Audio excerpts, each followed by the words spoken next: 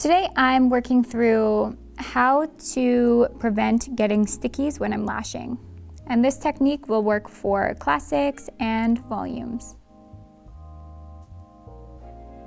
First tip is make sure you're using amazing lighting and have your client tilt their chin back so you get a clear view of everything that is going on within your lash set.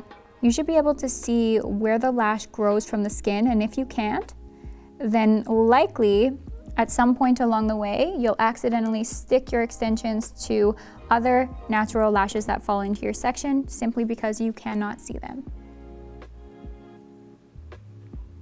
Number 2, dip your extensions vertically. Do not scoop your adhesive. If you scoop, you're gonna end up with balls of glue on your extension, and that will take forever to cure, in turn sticking to either the pad or the lashes around the extension.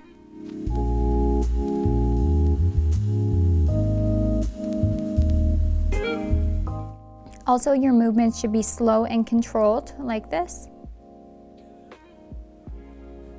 versus like this.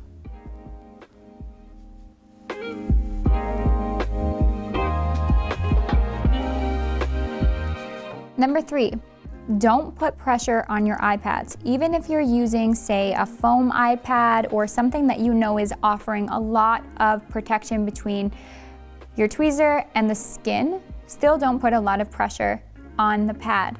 What happens is the inside of the pad that sits along the lash line ends up popping up. You can see here. And when it pops up like this area of the pad pushes against the natural lashes, and when you place, you end up with a sticky where the extension and the natural lash is attached to the iPad. No pressure, just hovering. Number 4, you want to ideally have the natural lashes sitting as far away from the iPad without opening the eye as possible. I like to use my finger or tilt my tweezer to help me with this, or you can use your finger to pull the eyelid back just a touch, or tape works as well. And this will just lift the lash line just a little bit away from the pad and help you really see what you're doing as well.